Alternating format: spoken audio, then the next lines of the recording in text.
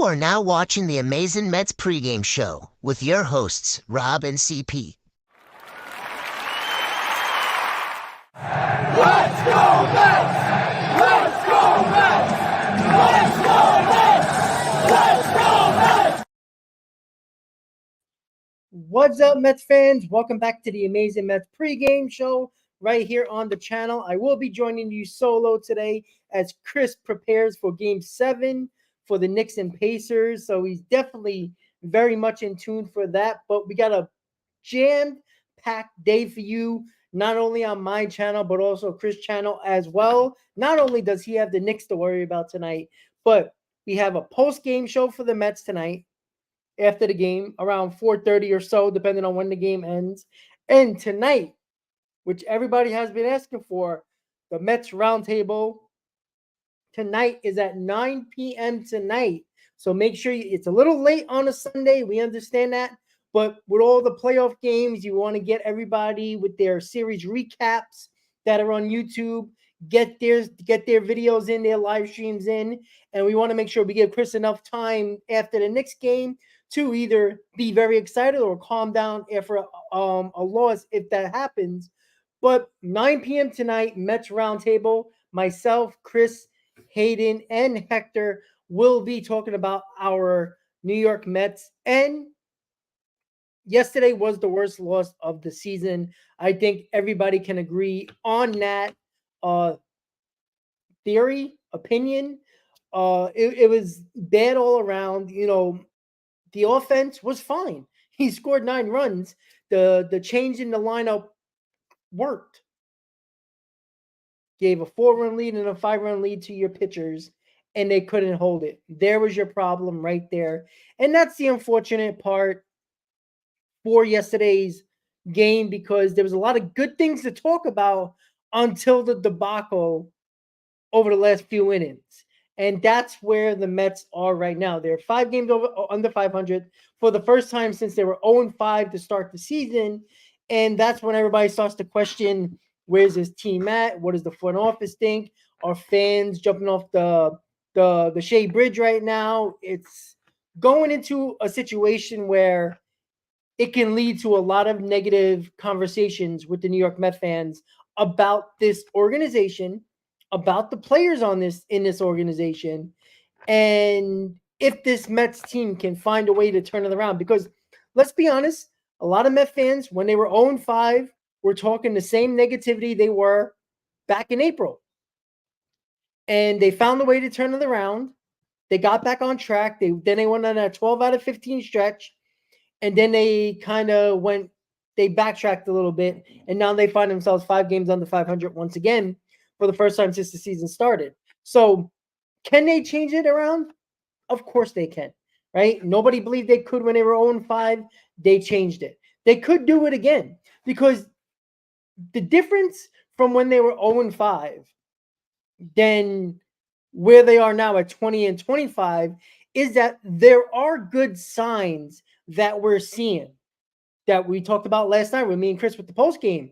It was about the lineup, right? There's other good things. You know, Ottavino looked good in the bullpen. There was a couple of things that looked good, and that you feel good about, because things are not as bad. You're not winning the ball games. That's the most important thing. But they have to figure out a way to start winning those ball games. I said this many times. This team should be easily 24, 25 wins during this regular season already, right? They should be this record should be flipped to 25-20. They lost a few games this year, including yesterday, where they had leads and they blew it. And that's what you cannot do. For a team to want to stay in the hunt, and we can all speculate on if we're in the hunt or not, we clearly are, right? We're 2 games out of a wild card. I know that doesn't mean much now, because in a month from now, we could be 15 games out from a wild card. But the first quarter of the season is over. The first 45 games of the season are over. You're now in the second quarter of the season for the next 45 games. And these folks, Met fans, is the biggest 45 games of the 2024 season. That's a fact. There is no way to turn it. There's no way to spin it. 45 games basically around until the trade deadline. That's where the 2024 season lies for the New York Mets. They either make it interesting, and I think they have to be within 3 games of a wild card, maybe 4 at most, for David Stearns not to be a complete seller at the deadline. And that's being modest. And it also means how you get to that point as well. If you're playing well up until the deadline and you're around 3 or 4 games, but you were playing well up until that point, then it's probably easier to be somewhat buyers and make your team better. If you're struggling down the stretch of the deadline and you're still hovering around that 3, 4, 5 game area, now David Stearns has a tough decision, because not only the fan base, at least half of them, are going to go crazy and say, go for it. The other half of the fan base is like, you got to get assets for the guys that are on 1-year deals or guys that have tradable contracts. That's where we are right now. And a lot of people are talking about that right now, which I can't blame them. But look at the difference of positive, negative, negative, positive, just in the first 45 games of the season, right? 0-5, we thought the season was done. All the negativity was coming out. They went on a 12-15 stretch, positivity was high. And then we're back to 20-25, and the morale is low, right? And that's all in just 45 games in a month and a half of the season. It's been a roller coaster already. So it doesn't mean that the roller coaster is going to continue to go down. It could go right back up, right? They could go, they could win 7 out of 10, which they've done. They have done that. And it starts with today. We can't worry about yesterday. Yesterday sucked.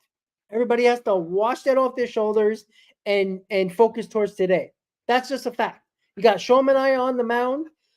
You got a tough pitcher in Sixto Sanchez, who's that young, vibrant arm that throws really hard. He's been struggling trying to come back from injury.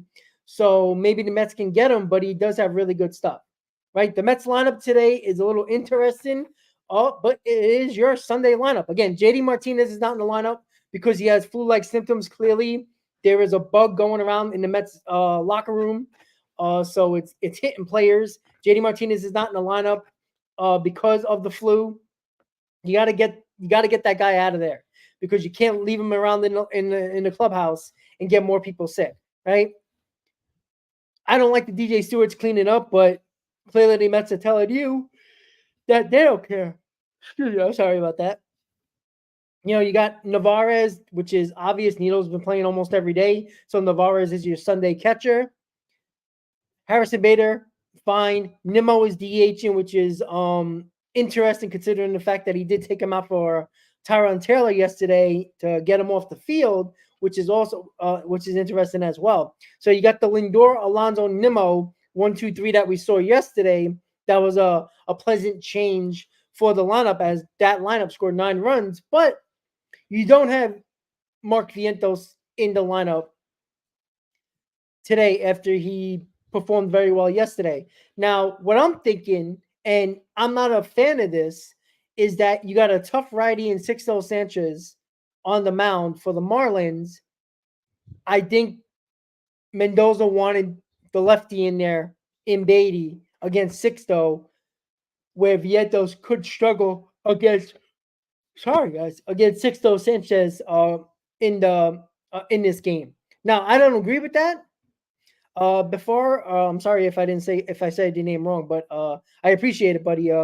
Hopefully you subscribe and keep on tuning in for more. So that is not exactly where I would have went, but that's the only thing I can think of, because I like to play the hot bat regardless of matchup. But it is possible that Vientos, with the type of pitches that Sixtos has, doesn't fare well for Vientos. I don't agree with that. I like the hot hand, but again, baseball is known for with matchups and analytics and all that stuff. Duran, I understand with Navarez though, but you can't play Nito every single day. You're gonna wear him out. And right now we basically have one catcher, and that's Nito. Right? Navarez has to play to spell Nito. And a night, it wasn't really a night game, a day game after a night game, but Nito played the entire game. Like, you got to give him a break. You can't wear him out. You're not getting Alvarez back in a week. You're not getting him back for at least another month and a half. You have to keep Nito as healthy as possible. So Narvaez has to play. And guys, if you're going to worry about Narvaez, that means there's bigger concerns with the lineup because you're so concerned about the number 9 hitter. That's the problem that I continue to take with this Mets team, is the fact that everybody likes to bring up, oh, why you got to have Narvaez in this lineup? Why you got to have Narvaez in this lineup? Well, if you're worried about the 9 hitter, that means the rest of your lineup, which is 1 through 5, which is your main guys, are not doing a good enough job where you have to talk about the bottom of the order and Narvaez, who was 0 for like the last century. Like, that's why you're talking about it. So stop worrying about Narvaez and worry about the guys that should be performing in this lineup. Narvaez is a backup.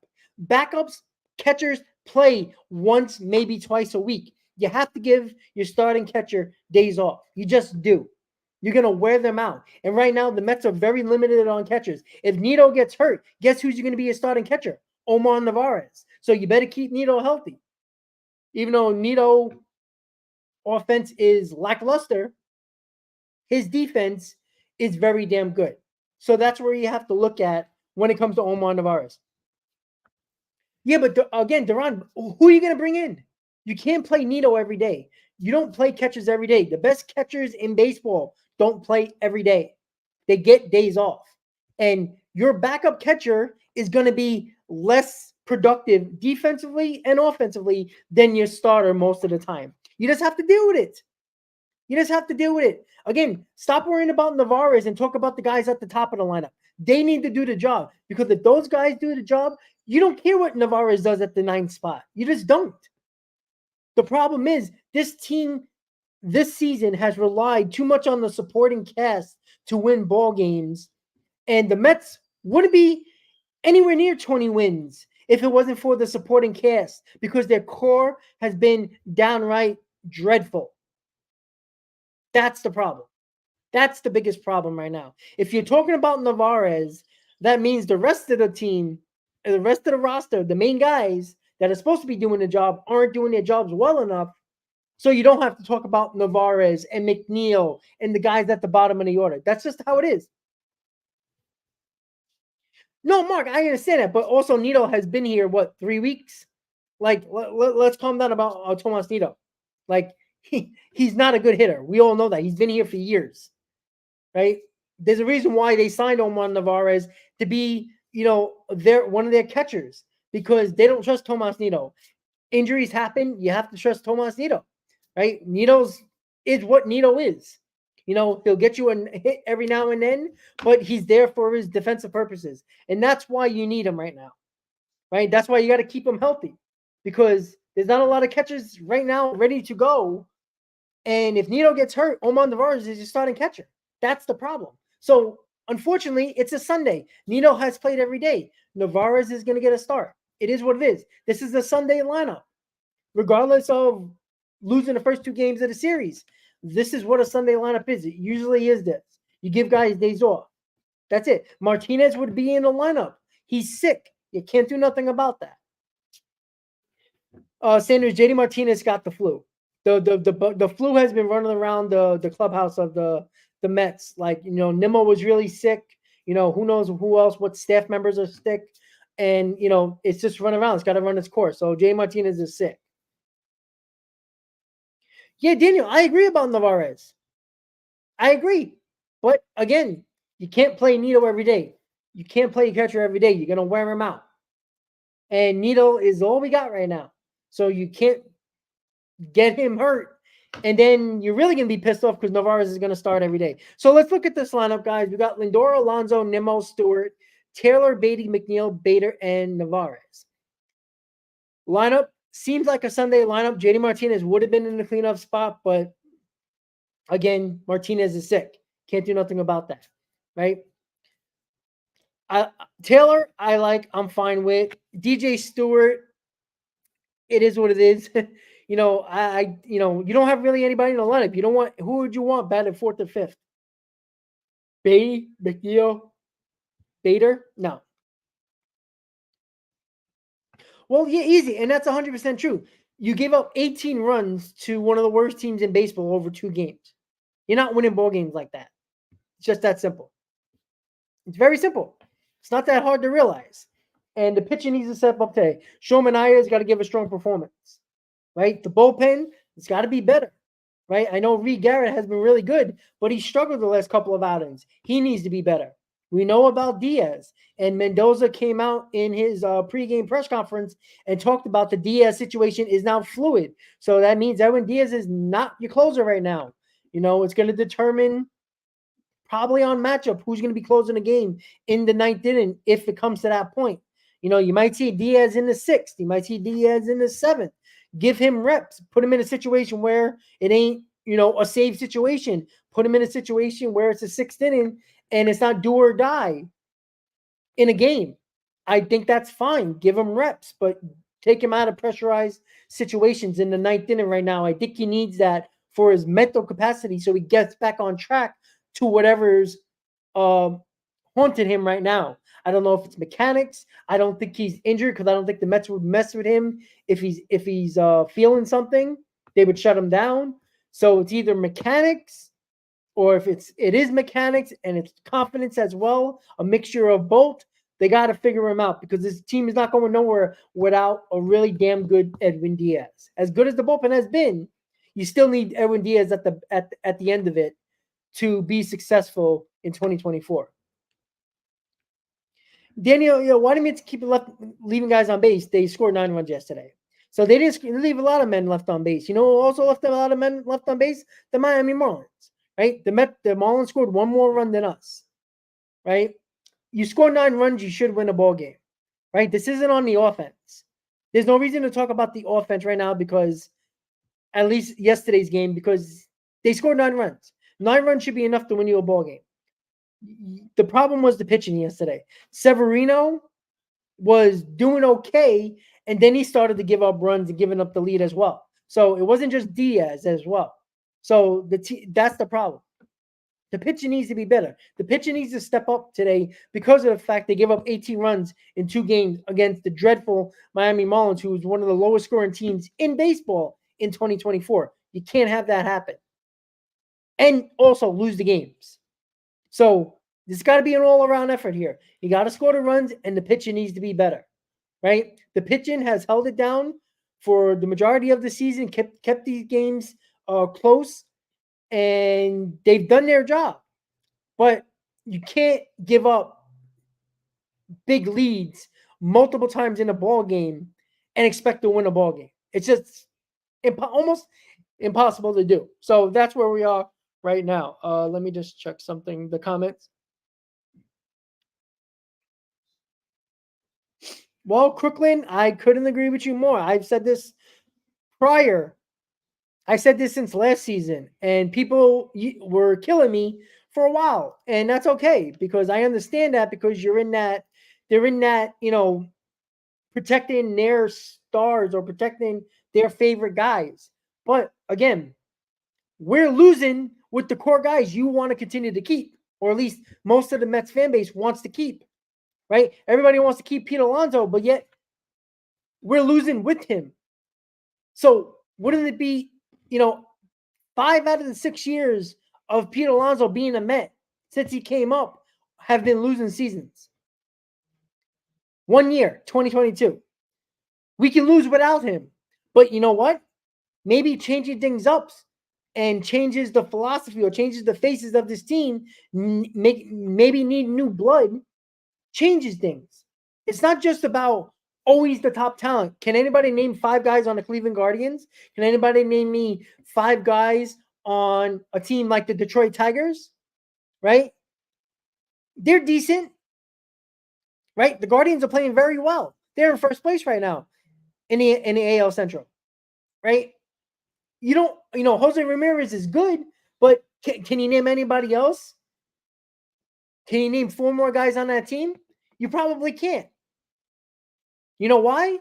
Because they fit well together. sometimes a team doesn't fit together. And just because you like Nimmo because he smiles, and you like Pete Alonso because, he's a good guy, and, he does a lot of great things off the field and all that stuff. And he does the LFGMs and all that stuff, and started that with the fans and all that fun stuff. But it comes down to it. Maybe this core, maybe this team as a whole is just not a good fit. And that's okay.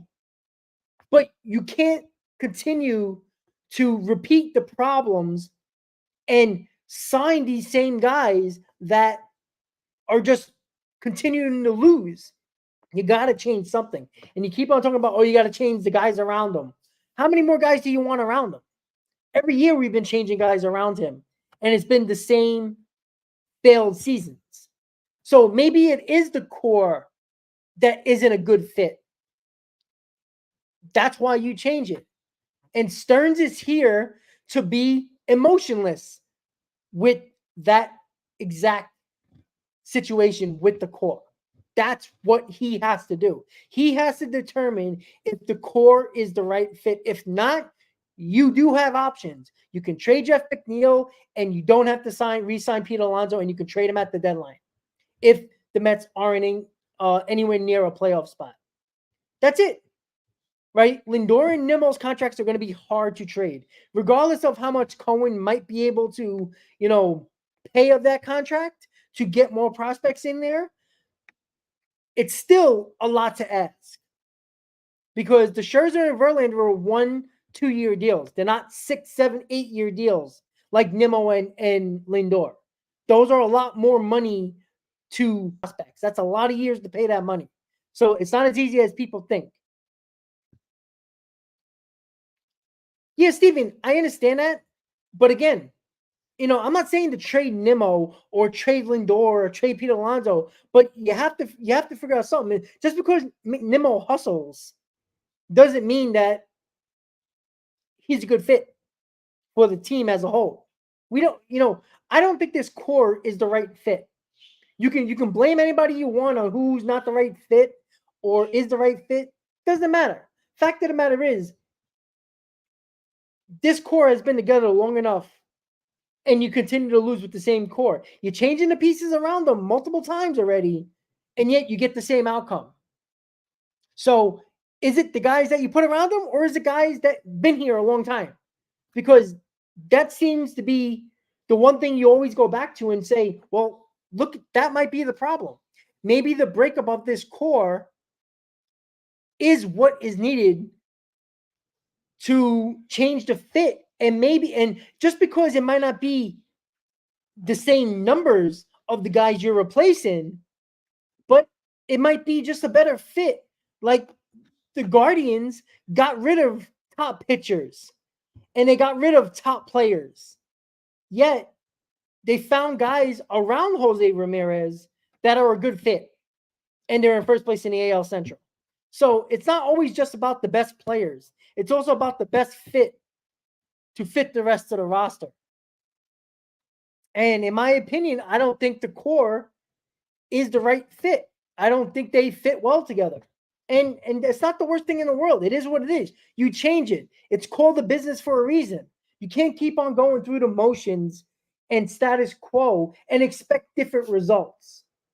Because if you do sign Alonso and you keep Jeff McNeil around, you're telling the fan base that this is the core that you want to go into the future with, regardless of who you put around them.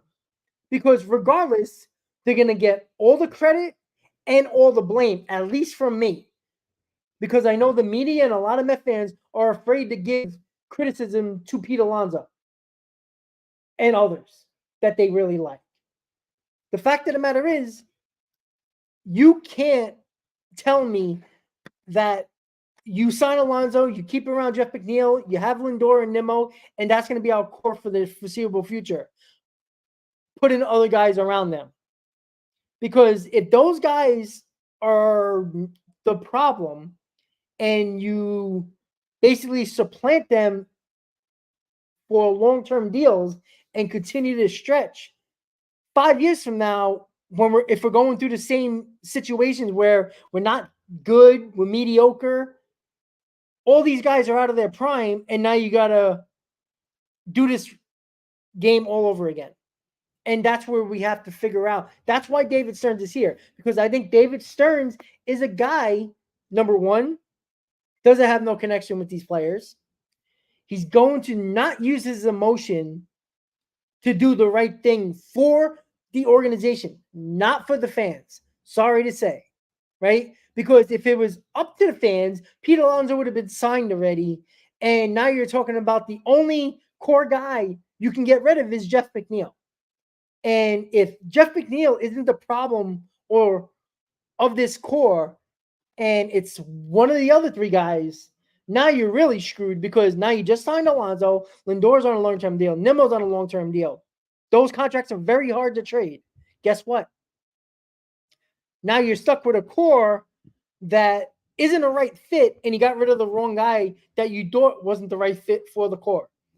A lot of things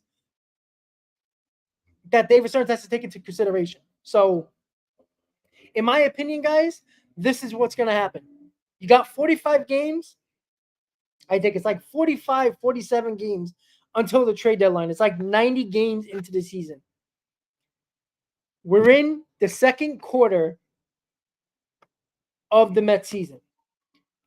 The third quarter of the season and the fourth quarter of the season does not matter at all. Don't worry about it. Who cares? Look from today's game on May 19th all the way until the trade deadline in July. Look at those games, because the next 45 plus, about 45, 47 games is going to determine the 2024 season and if the Mets are going to be buyers or sellers at the deadline. It's just that simple. We have 45 games to make the organization believe in this team. If not, I don't want to hear the stupid players like they did last year feeling bad for themselves, like they weren't the cause of the organization becoming sellers in 2023. Like, you have to look in the mirror, because if you don't play well, it's very easy for the organization to make their decision. Make the decision hard for David Stearns and Steve Cohen to become sellers. At the deadline, if you're close enough to a playoff spot, it's a hard decision for David Stearns. Now, I'm on this situation. I'm on the line here where whatever David Stearns makes that decision, regardless of where the Mets are in the standings, if he makes that decision, I'm on board. Regardless if I agree with it or not, I'm on board, because you got to trust the guy in David Stearns who knows how to build a winning team. Now, unfortunately, he was with the Milwaukee Brewers, and I can guarantee you there was a lot of times where he could have made trades during the deadline as a Milwaukee Brewer GM, where he could have added money to the payroll and make their team better. But because the owner didn't want to spend more money, his hands were tied behind his back. So we're going to see it. He's have a track record of consistently making a team make the playoffs. And that's where the Mets have to start. I have faith in a guy who's done it over almost a 10-year period with one team. David Stearns is the right guy. Let him do what he has to do, and stop questioning his decisions when he has a track record, right? Billy Epler had a shitty track record with the Angels, right? So there was a track record. People killed him. People are killing David Stearns and calling him small market Stearns like it's his fault.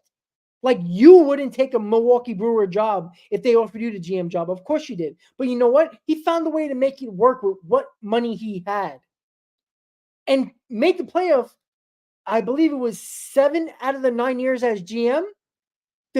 I would sign on the dotted line as a Mets fan, because the Mets haven't made the playoffs 3 years in a row in their team history. So if you can make it 7 out of 9, where's that dotted line that I can sign on? Because David Stearns needs to be trusted. The guy is coming from a winning culture with the Milwaukee Brewers. I think if he had a little bit more money to spend and add on to his payroll during trade deadlines, he probably would make better moves. But you know what? He was only the GM. When the owner says, I don't have no money for you, what is he supposed to do? He probably tried to make trades that were very money friendly. That really doesn't help when you try to make your team better when you consistently win the NL Central for multiple seasons and continue to make the playoffs. Give David Stearns what he needs to do. Even if you disagree with the plan at the deadline, trust in David Stearns because he is a guy that has been running a winning team that consistently makes the playoffs. More than half of the years that he was with the GM of the Brewers. Let's see where it is. So the Mets are trying to salvage the series today, game 46 of the season. I apologize for the game 24. I kind of messed that number up, but I always mess something up, and that's always a funny little spill when we do these live streams. So Showman on the mound, Sixto Sanchez. The Mets lineup is a little different today. JD Martinez is not in the lineup for all the Mets fans that are going crazy. He has the flu, so that's why he's not in the ball game. Omar Narvaez is giving a break to Tomas Nido. If Narvaez is looking bad, I can assure you Nido might come into the ball game late. We'll see. So let's get back on track. Let's leave Miami with the W, salvage the series, and head on to Cleveland 4-3 before we head home for a very long stretch against a couple of West Coast teams. With that said, guys, the Amazin Mets pregame show is in the books. Let's get a W today. Sean Manaea on the mound. Once again, guys, we got the Mets postgame show later today. I'll be on my own with that since Chris will be dealing with the Knicks.